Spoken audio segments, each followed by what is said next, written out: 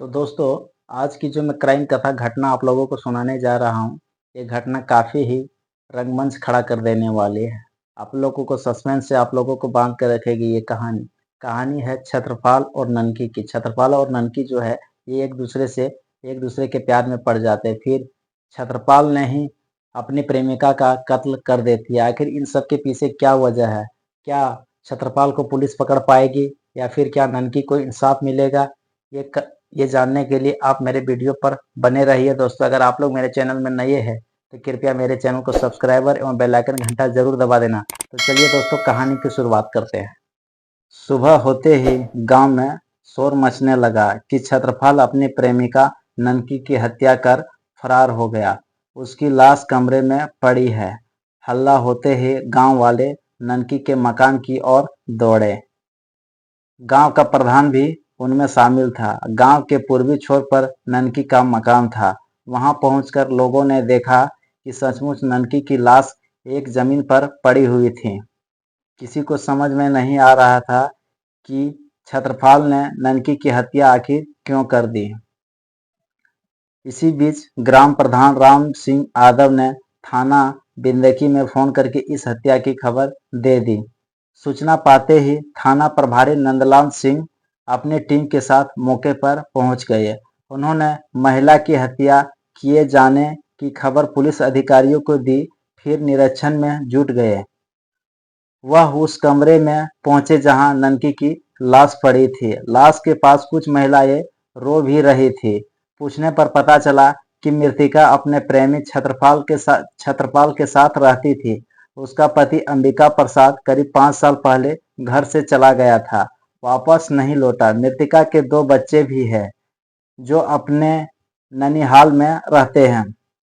मृतिका ननकी की उम्र करीब 35 वर्ष के आसपास थी। उसके गले में गमछा लिपटा था।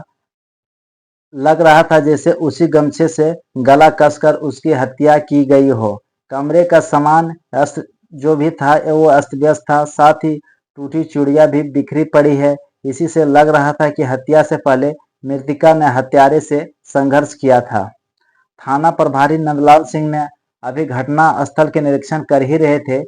सूचना पाकर एसपी प्रशांत कुमार वर्मा, एसपी राजेश कुमार वर्मा और सीओ जोगिंदर कुमार वर्मा मलिक घटना स्थल पर आ गए।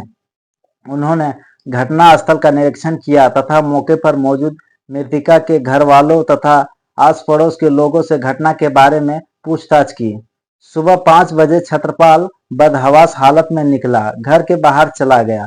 कुछ देर बाद ननकी मौसी के कमरे में गई तो कमरे में जमीन पर मौसी मृत पड़ी थी। मैं बाहर आई और शोर मचाया। मैंने फोन द्वारा अपने माता पिता और नाना नानी की खबर दे दी थी। वह सब भी वहां आ गए। मृतिका की मां चंदा और बड़ी बहन ने बड़की पुलिस अधिकारियों की को भी उन्होंने बता दिया। छत्रपाल ननकी के चरित्र पर शक करता था। मायके का कोई भी युवक घर पहुंच जाता है, उसे शक की नजर से देखता था, फिर झगड़ा तथा मारपीट करता था। इसी शक में छत्रपाल ने ननकी को मार डाला है। इसके खिलाफ सख्त कार्रवाई की जाए। पूछताछ के बाद एसपी ने थाना प्रभारी को निर्देश दिया कि शव को पोस्टमार्टम के लिए भेजने के लिए हत्या आरोपी छत्रपाल को जल्द से जल्द गिरफ्तार किया जाए। इसके बाद थाना प्रभारी नंदलाल सिंह ने मौके से सबूत अपने कब्जे में कर लिए और ननकी को शव का पोस्टमार्टम के लिए जिला अस्पताल फतेहपुर भिजवा दिया। फिर थाने का फिर थाने आकर शारदा की तरफ से छत्रपाल के खिलाफ रिपोर्ट दर्ज करवा दी। रिपोर्ट दर्ज होते ही थाना प्रभारी ने हत्या आरोपी छत्रपाल की तलाश शुरू कर दी। उन्होंने उसकी तलाश में नाते रिश्तेदारों के घर सरसोल, बिंदकी, खाखा और अमोली में छापे मारे, लेकिन छत्रपाल वहां नहीं मिला। तब उसकी टोप में मुखबिर लगा दी। 29 मई 2020 की शाम 5 बजे खास मुखबिर के जरिए थाना प्रभारी नंदलाल सिंह को पता चला कि हत्या आरोपी छत्रपाल इस समय बिंदकी बस स्टैंड पर मौजूद है। शायद वह कहीं भागने की फिराक में किसी साधन का इंतजार कर रहा था। यह खबर मिलते ही थाना प्रभारी आवश्यक पुलिस कांस्टेबल लेकर वो बस स्टैंड पहुंच गए। पुलिस जीप रुकते ही बेंच पर बैठा एक युवक उठा और तेजी से सड़क की ओर भागा। शक होने पर पुलिस ने उसका पीछा किया। राम जानकी मंदिर के पास उसे दबोच लिया गया। उसने अपना नाम छत्रपाल बताया। पूछताछ के लिए पुलिस उसे थाने ले आए। थाना प्रभारी नंदलाल सिंह ने जब उससे ननकी की हत्या के बारे में पूछताछ की तो वह साफ मुकर गया, लेकिन जब थोड़ी सख्ती बरती तो वो टूट गया और हत्या का जुर्म कबूल कर लिया। उससे की गई पूछताछ में ननकी की हत्या के पीछे की कहानी जो है वो अवैध रिश्तों की बुनियाद पर गढ़ी हुई मिली। उत्तर प्रदेश के फतेहपुर जनपद का एक व्यापारिक कस्बा है अमोली। इसी कस्बे में चंद्रभान अपने परिवार के साथ रहता था। उसके परिवार में पत्नी चंदा के अलावा दो बेटियां बड़की एवं ननकी का एक बेटा मोहन था। चंद्रभान जो था वो कपड़े का व्यापार करता था। इसी व्यापारी से होने वाले कमाई से वो अपने परिवार का भरण पोषण करता था। चंद्रभान की बड़ी बेटी बड़की जवान हुई थी। उसने उसका विवाह विवाह जो है वो खागा कस्बा निवासी हरदीप के साथ कर दिया। बड़की से 4 साल छोटी ननकी थी। बाद में जब वह भी सयानी हुई तो उसके लिए वह भी सही घर बार ढूंढने लगा। आखिर उनकी तलाश अंबिका प्रसाद पर जाकर खत्म हो गई। अंबिका प्रसाद के पिता जगत राम फतेहपुर जनपद के गांव के शाहपुर के रहने वाले थे। उनके दो बेटे शिव प्रसाद एवं अंबिका प्रसाद थे। शिव प्रसाद की शादी हो चुकी थी। वह इलाहाबाद में नौकरी करता था और परिवार के साथ वहीं रहता था। समय बीतता गया। ननकी पूजा और राजू नाम के दो बच्चे की मां बन गई। बच्चों के जन्म के बाद परिवार का खर्च बढ़ गया। पिता जगत राम को भी सारी जिम्मेदारी अंबिका प्रसाद की कंधों पर ही थी। वह अधिक से अधिक कमाने की कोशिश में जुट गए। अंबिका ने आय तो बढ़ा ली, लेकिन जब वह घर आता था तो उसे थकान बहुत होता था। ननकी जो है वो पति का प्यार चाहती थी, लेकिन अंबिका पत्नी के भावनाओं को समझ नहीं पाती थी। कुछ साल इसी अशांति एवं अतृप्ति में बीत गए। इसके बाद ननकी अक्सर पति के ताने मारना शुरू कर दिए। तुम अपनी बीवी का एक भी सुख नहीं दे सकते हो, ब्याह ही क्यों किया, ये जो है उसको बोलने लगा।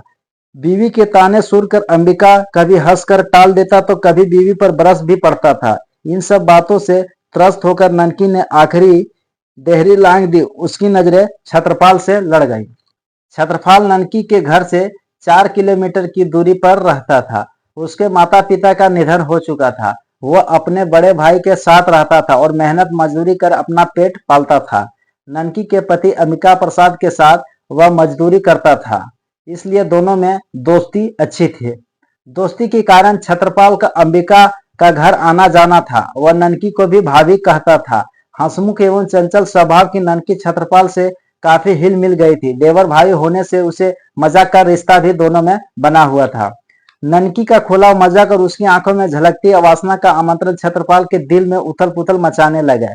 या तो वो समझ चुका था कि भाभी उसे कुछ चाहती है, लेकिन अपनी तरफ से पहल करने की उसकी हिम्मत नहीं हो रहे थे। दोनों खुलकर एक दूसरे के छेड़छाड़ एवं हंसी मजाक करने लगे। इसी छेड़छाड़ में एक दो पहर दोनों अपने आप पर काबू न रख सके और मर्यादा की सारी सीमाएं लांघ गई। उस रोज छत्रपाल पहली बार नशीला सुख पाकर फूले नहीं समा रहा था। ननकी भी कम उम्र की अविवाहित साथी पाकर खुशी थी। बस उस रोज दोनों के बीच यह खेल अक्सर खेले जाने लगा। कुछ समय बाद छत्रपाल रात को भी चुपके से ननकी के पास आने लगा। ननकी के लिए पति का कोई महत्व नहीं रह गया था। उसकी रातों का राजकुमार छत्रपाल बन गया था। छत्रपाल जो कमाता था वो सब ननकी के ऊपर खर्च करने लगता था।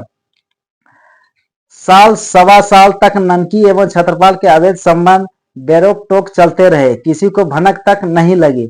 अपनी मौज में वह भूल गए कि किस तरह खेल ज्यादा दिनों तक छिपे नहीं रहते हैं। इनके मामले में भी यही हुआ यह कि एक रात पड़ोसन रामकली ने चांदनी रात में आंगन में रंगरलिया मना रहे छत्रपाल और ननकी को देख लिया। फिर तो उन दोनों की चर्चा पूरे गांव में होने लगी। अंबिका प्रसाद पत्नी पर अटूट विश्वास करता था। जब उसे ननकी और छत्रपाल की नाजायज रिश्तों की जानकारी हुई तो वह सन्न रह गया। इस बात पर उन्होंने ननकी से जवाब तलब किया। ननकी भी जान चुकी थी कि यह बात अब फैल गई, इसलिए झूठ बोलना या कुछ भी छिपाना फिजूल है। लिहाजा उसने सच बोल दिया। जो तुम बाहर से सुनकर आई है वो सब सच है। मैं बेवफा नहीं हूं। बस छत्रपाल पर मेरा मन जो है वो मचल गया। ननकी, शायद तुम्हें अंदाजा नहीं है कि तुम्हें कितना चाहता हूँ, अंबिका प्रसाद बोला। मैं तुम्हारी हर गाली जो है वो माफ कर दूंगा, बस तुम छत्रपाल से रिश्ता तोड़ लो। बदनाम ना हुई तो जरूर रिश्ता तोड़ लेते, अब मैं गुनहगार बन चुके, इसलिए अब उसे छोड़ हम नहीं सकते। अंबिका प्रसाद ने पत्नी को सही राह पर लाने की बहुत कोशिश की, मगर कामयाब नहीं हुआ। एक रात ने तो अंबिका ने ननकी को छत्रपाल को अपने घर में ही आपत्तिजनक हालत में देख लिया। अंबिका ने इसका विरोध किया तो शर्मसार होने की बजाय ननकी और छत्रपाल जो था उसी पर हावी हो गए। जो आज देखा वो हर रात देखोगे, देख सके तो देखो, या तो घर में रहो, और ना देख सके तो घर छोड़कर कहीं चले जाओ। ननकी की सीना जोरी पर अंबिका प्रसाद दंग रह गया। वह घर के बाहर आ गया और माथा पकड़कर चारपाई पर बैठ गया।